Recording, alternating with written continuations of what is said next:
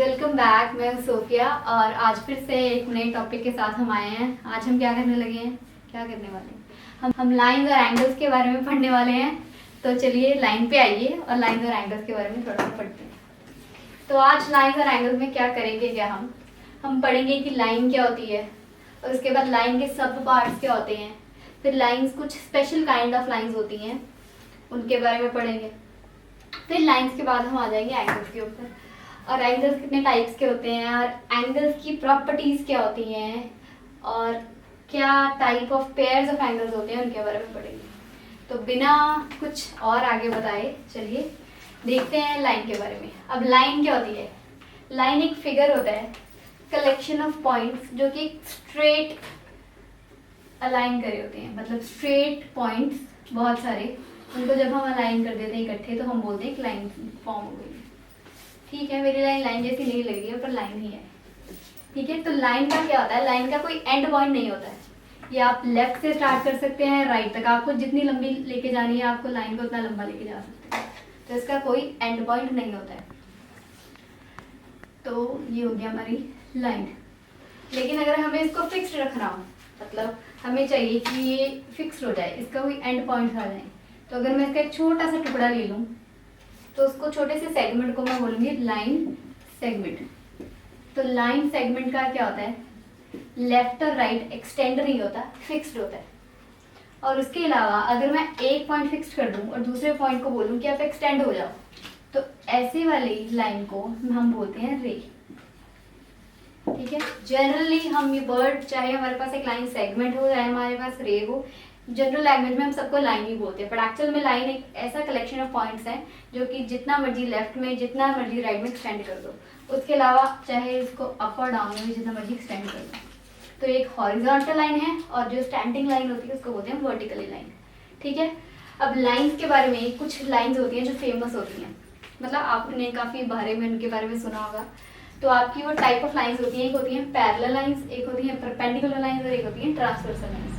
अब parallel lines क्या होती हैं?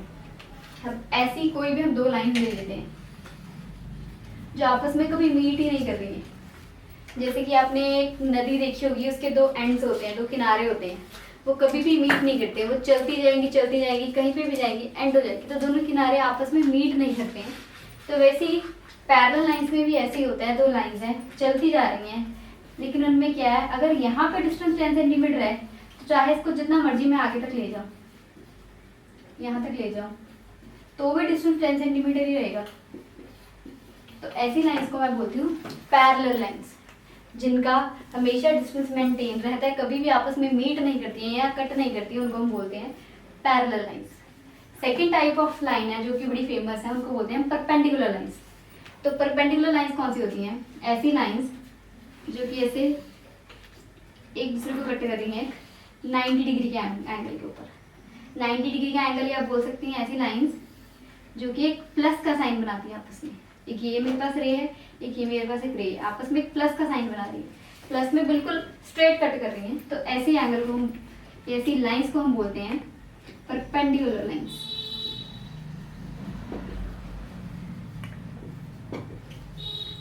और थर्ड टाइप है ट्रांसवर्सल लाइन्स। ये इन दोनों से थोड़ी कम फेमस है, लेकिन इसके आगे एप्लीकेशन बहुत ज़्यादा होते हैं। तो ट्रांसवर्सल लाइन कौन सी होती है? जैसे फिर से मेरे पास कोई दो लाइन्स है ना, ये पैरेलल नहीं है, आपस में कहीं जाके कट करती होंगी, तो एक ऐसी लाइन आती है जो इन दोनों को कट कर जाती है। इसको यहाँ पे कट कर जाती है और इस लाइन को यहाँ पे कट कर जाती है। तो एक ऐसी लाइन जो कि किसी दो लाइन्स को दो डिफरेंट पॉइंट्स पे कट करती है, ऐसी लाइन को हम बोलते हैं ट्रांसवर्सल लाइन।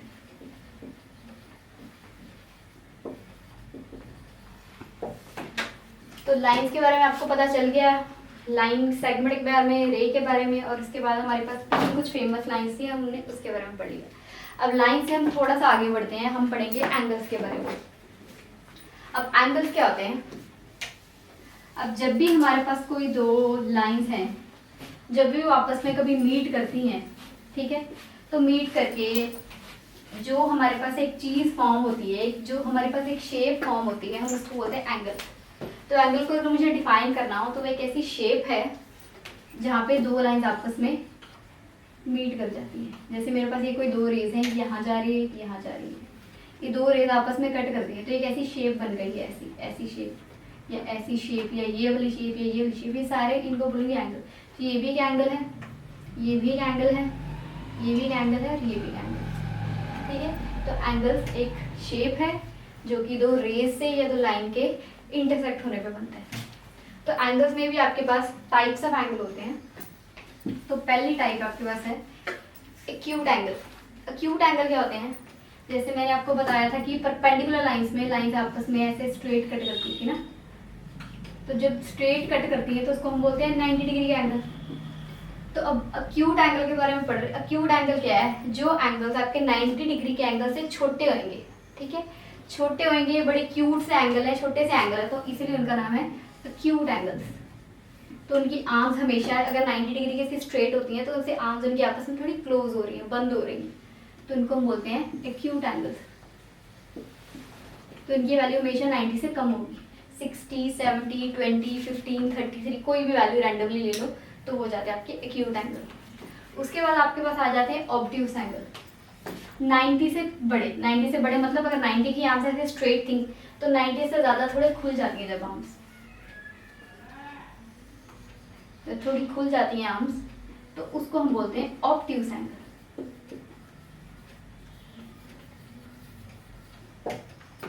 ठीक है, और ऑब्ट्यूस एंगल हो गए। और उसके बाद एक और टाइप होती है स्ट्रेट एंगल। जैसे मेरे पास एक लाइन है, एक लाइन ऐसे जा रही है, एक लाइन ऐसे जा रही है, वो इस तरह से जा रहे हैं कि वो खुद दोनों लाइंस मिलके एक लंबी लाइन ही बना रहे हैं, तो ऐसे एंगल को हम बोलते हैं स्ट्रेट एंगल।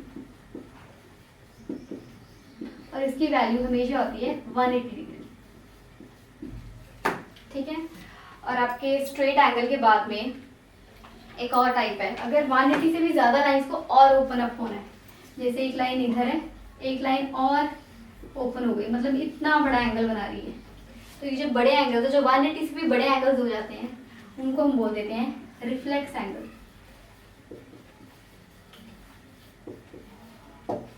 ठीक है, तो ये तो आपके हो गए बेसिक टाइप ऑफ एंगल। 90 से छोटे एक्यूट एंगल, ये 90 डिग्री को, इसको हम स्पेशल नाम देते हैं राइट एंगल। ठीक है, उससे बड़े ऑब्ट्यूस एंगल, स्ट्रेट एंगल और रिफ्लेक्स एंगल। अच्छा, इन्हीं के ऊपर बेस्ड कोई थोड़ी सी प्रॉपर्टीज भी हैं। अब क्या होता है, प्रॉपर्टीज के बारे में पढ़ने से पहले आप लोगों में सबके स्कूल्स में फ्रेंड्स होते हैं, टाइप ऑफ फ्रेंड्स होते हैं। कोई आपका बेस्ट फ्रेंड होता है, कोई आपको बिल्कुल भी पसंद नहीं होता है, कोई ऐसे फ्रेंड्स होते हैं जिनके साथ आप रोज साथ में बैठते हो, एक ही बेंच पे बैठना है। तो वैसे एंगल्स होते हैं ना, इनमें भी कुछ फ्रेंडशिप्स होती है। अब क्या होती हैं, सबसे पहले आपके पास वो एंगल्स आते हैं जिनको हमेशा साथ साथ में रहना है, दो एंगल्स। ठीक है, ऐसे जैसे मेरे पास ये एक एंगल बन रहा है दो लाइंस के बीच में, वन एंगल रख दिया और इसका नाम रख दिया मैंने टू एंगल, जो हमेशा साथ में रहना चाहते हैं। जैसे आप अपने फ्रेंड के साथ, आपको एक ही बेंच पे बैठना है, तो वैसे एंगल्स को हम बोल देते हैं एडजेसेंट एंगल्स। हमेशा साथ में रहना पसंद है उनको। ठीक है, ऐसे हो सकता है कुछ भी, मतलब दो एंगल्स जो आप हमेशा अपने साथ साथ में रहना पसंद करते हैं, तो उनको बोलते हैं एडजेसेंट एंगल्स। ठीक है, दूसरे एंगल्स होते हैं आपके पास वो एंगल्स जो कि हमेशा लड़ाई करते रहते हैं। जैसे आपके फ्रेंड्स में, आपके कुछ क्लास में होते हैं जिसके साथ आपकी कभी भी नहीं बनती है ना, तो वैसे ही एंगल्स होते हैं जो हमेशा क्रॉस में रहते हैं, मतलब हमेशा लड़ाई में रहते हैं। तो ऐसे एंगल, जैसे एक एंगल ऊपर है और एक एंगल नीचे है, इनको बोलते हैं वर्टिकली एंगल्स। वर्टिकली, और ये आपस में ऑपोजिट पड़े हैं तो वर्टिकली ऑपोजिट एंगल्स। अच्छा, चाहे ये दोनों आपस में ऑपोजिट हैं, लड़ाई करते हैं, पर हमेशा इनकी वैल्यू सेम ही रहती है। अगर इसकी वैल्यू 20 डिग्री, मान लो इसकी वैल्यू 80 डिग्री है, तो ये एंगल भी हमेशा 80 डिग्री ही रहेगा। जैसे एक दूसरे की, अगर उसने बोला कि उसको मार्क्स में 10 मार्क्स आए हैं पेपर में, तो मुझे भी 10 मार्क्स ही चाहिए, तो मतलब ये हमेशा फाइट भी करेंगे लेकिन एक दूसरे के साथ कॉम्पिटिशन में भी रहते हैं, मतलब हमेशा वैल्यूज इनकी सेम रहती है। तो ये होते हैं आपके वर्टिकली ऑपोजिट एंगल्स। उसके बाद आपके पास थर्ड टाइप आती है, उसको बोलते हैं लीनियर पेयर। अब लीनियर पेयर क्या है, कोई दो एंगल्स हैं, आपस में उन दोनों एंगल्स को मैं जोड़ दूं तो एक सीधी लाइन बना देते हैं, ऐसे एंगल्स, या फिर ऐसे एंगल्स। मतलब दोनों को अगर मैं देखूं पास में तो वो दोनों जुड़ के एक स्ट्रेट लाइन बना रहे हैं, तो ऐसे एंगल्स को हम बोलते हैं लीनियर पेयर। ठीक है, लीनियर पेयर, या इसको हम बोलते हैं सप्लीमेंट्री एंगल्स भी बोलते हैं। जो दो एंगल को सप्लीमेंट्री तब बोलते हैं अगर उन दोनों को प्लस करके 180 आता, तो हम उनको बोलते हैं कि वो एंगल्स कौन से एंगल्स हैं, सप्लीमेंट्री एंगल्स। और उसके बाद आपके पास एक और होते हैं, उसको हम बोलते हैं कॉम्प्लीमेंट्री एंगल्स। कॉम्प्लीमेंट्री एंगल्स क्या होते हैं, ऐसे दो एंगल्स जो प्लस होके 90 डिग्री बना रहे होते हैं। मतलब अगर मेरे पास एक एंगल 1 है और एक एंगल 2 है, अगर उनको दोनों को प्लस करूँ और वो 90 उनका प्लस आए 90 डिग्री, तो मैं बोलूँगी ये दोनों आपस में कॉम्प्लीमेंट्री है। और वही अगर मेरे पास कोई दो एंगल्स हैं, एक 3 है और एक एंगल 4 है, प्लस करके 180 बना रहे हैं, तो मैं बोलूँगी एंगल्स कौन से हैं, सप्लीमेंट्री है। तो ये तो आपके पास बेसिक्स थी, adjacent angles, vertically opposite angles और लीनियर पेयर एंगल्स। अब इनके अलावा भी थोड़े और टाइप्स ऑफ एंगल्स होते हैं जो थोड़े से और एडवांस में चले जाते हैं। अब वो क्या होते हैं। अच्छा, आपने लाइंस पढ़ी, हमने मैंने बोला पैरेलल और परपेंडिकुलर ज़्यादा फेमस होती हैं, ट्रांसवर्सल थोड़ी कम फेमस होती हैं। लेकिन ये ट्रांसवर्सल लाइंस कम फेमस होने के बावजूद भी इनकी प्रॉपर्टीज बहुत सारी हैं, और अब हम इन्हीं के बारे में थोड़ा सा और पढ़ेंगे, ट्रांसवर्सल लाइंस के बारे में। अब ट्रांसवर्सल लाइन क्या होती थी, जैसे कोई दो लाइन है, इनको एक कट कर देती एक लाइन ऐसे, ठीक है, तो इसको ट्रांसवर्सल लाइन बोलते थे। जो ट्रांसवर्सल एंगल है, अगर आप यहाँ पे देखो तो टोटल 8 एंगल्स बन रहे हैं। ये एक एंगल, ये दूसरा एंगल, ये तीसरा एंगल, ये चौथा, ये पांचवा, 6, 7 और 8 एंगल्स बन रहे हैं। अब ये 8 एंगल्स है ना, ये आपस में इनके में भी कोई ना कोई रिलेशन होता है। ठीक है, जैसे एक जॉइंट फैमिली होती है, चाहे कोई कहाँ रहता है चाहे कोई कहाँ रहता है, लेकिन फिर भी उनके आपस में रिलेशंस होते हैं। इसी तरह से इनमें भी एक लाइन है, इन्होंने इन दोनों लाइनों को जोड़ा हुआ, उसकी वजह से इनके बीच में आपस में क्या रिलेशन है। अच्छा, रिलेशन से पहले नेम देख लेते हैं। आपने ये तो पढ़ी ली है, जो एंगल साथ साथ में रहते हैं उनको एडजेसेंट एंगल्स बोलते हैं। इसमें एडजेसेंट कौन से, 1 और 2 एडजेसेंट है, जैसे मैंने बोल दिया 2 और 4 ये भी आपस में जुड़े हुए हैं, ये भी एडजेसेंट है। उसके अलावा 3 और 4 एडजेसेंट है, 6 और 5, 8 और 7 ये सारे आपस में कौन से एंगल्स हो गए, एडजेसेंट एंगल्स हो गए। और उसके अलावा एक एंगल्स होते हैं आपके पास कॉरस्पॉन्डिंग एंगल्स। अब कॉरस्पॉन्डिंग एंगल्स कौन से होते हैं,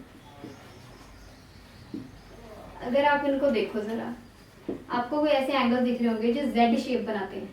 अगर मैं यहाँ पे देखूँ ऐसे एक जेड शेप बन रही है। अब जेड शेप में एक एंगल आ गया 4 और एक एंगल आ गया 5, मतलब अगर इसको मैं ऐसे निकाल दूँ, एक यहाँ एंगल है 4, एक एंगल 5, तो ऐसे एंगल्स को मैं बोलती हूँ कॉरस्पॉन्डिंग एंगल्स। जैसे 4 और 5, जैसे 3 और 6, इनको बोल देते हैं हम आपस में कॉरस्पॉन्डिंग एंगल्स। उसके अलावा अगर आप यहाँ पे देखो, ये जो आपके 3, 4, 5 और 6 हैं, ये आपस में इस पूरे फिगर के अंदर छुपे हुए हैं, मतलब इंटीरियर में हैं, तो इन एंगल्स को हम बोलते हैं इंटीरियर एंगल्स। और जो बाहर होते हैं उनको बोलते हैं एक्सटीरियर एंगल्स। तो अगर मैं देखूँ इंटीरियर कौन कौन से हैं, तो 3 भी मेरा इंटीरियर है, 4 भी मेरा इंटीरियर में है, 5 भी मेरा इंटीरियर में है और 6 भी मेरा इंटीरियर में। और अगर एक्सटीरियर की बात करूँ तो 1 भी एक्सटीरियर है, 2 भी एक्सटीरियर है, 7 भी एक्सटीरियर है, 8 भी एक्सटीरियर। इंटीरियर मतलब इनसाइड, एक्सटीरियर मतलब आउटसाइड, ठीक है। और उसके अलावा वर्टिकली ऑपोजिट हमने पढ़े हैं पहले। वर्टिकली ऑपोजिट जो ऐसे क्रॉस में पढ़े थे, जैसे 1 और 4, 2 और 3, 5 और 8, 6 और 7, इनको बोल देते हैं हम वर्टिकली ऑपोजिट एंगल्स। अच्छा, इनकी थोड़ी सी प्रॉपर्टीज भी क्या होती हैं, ये कुछ रूल्स हैं जो पर्टिकुलरली फॉलो करते हैं। और ये कौन से रूल्स फॉलो करते हैं, यहाँ पे जब मैंने 2 लाइन्स ली थी तो मैंने उनमें कुछ रिलेशन भी लिया था। अब मैं लाइन लेने वाली हूँ कि मान लेती हूँ मेरे पास 2 लाइन है, पैरेलल लाइन और एक ट्रांसवर्सल लाइन इसको कट करके जाती है। फिर से 1, 2, 3, 4, 5, 6, 7, 8, ठीक है। अब मैंने आपको बताया था कि होते हैं एडजेसेंट एंगल्स।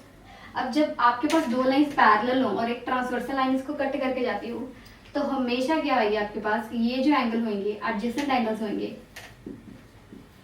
इनको प्लस करके हमेशा 180 आएगा। मतलब अगर मैं एंगल 1 और एंगल 2 को प्लस करूँ तो आंसर हमेशा 180 आएगा। ठीक है। और इसके अलावा अगर मैं 2 और 4 को प्लस करूँ तो भी आंसर 180 आएगा। 3 और 4 को प्लस करूँ तो भी 180 आएगा। 1 और 3 को प्लस करूँ तो भी 180 आएगा। ठीक है, सेम नीचे भी ऐसे। उसके अलावा आपके पास होते हैं vertically opposite angles. Vertically opposite कौन से थे?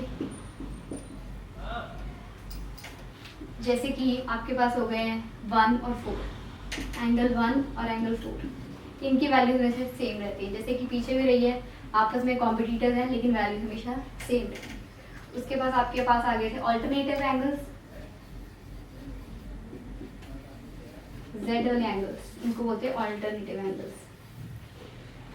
ऑल्टरनेटिव एंगल्स की वैल्यू हमेशा सेम रहती है। जैसे आपके पास एंगल 4 और एंगल 5, इनकी वैल्यू हमेशा सेम रहती है।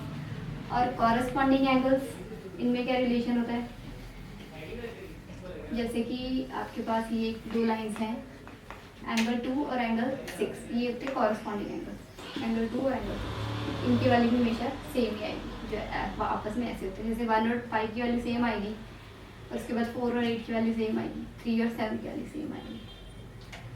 तो फिलहाल के लिए हम क्या करते हैं, हम इतना ही समझने की कोशिश करते हैं। आप थोड़ा सा इतना क्लियर कर लो तो उसके जो एडवांस्ड सम हैं वो हम आगे इसको अगले सेशन में इसको ट्राई करेंगे, आपके थोड़े से सम्स करवाने की ट्राई करेंगे। तो फिलहाल के लिए आप लाइंस के बारे में, एंगल्स के बारे में, इनके नेम्स और थोड़ी सी प्रॉपर्टीज, इतना आप क्लियर कर लो तो आपके लिए ईजी हो जाएगा आगे करना। तो आज इसी के साथ हम रैप अप करते हैं और बाकी जो भी हम नेक्स्ट सेशन में कंप्लीट करेंगे, तब तक के लिए से बाय।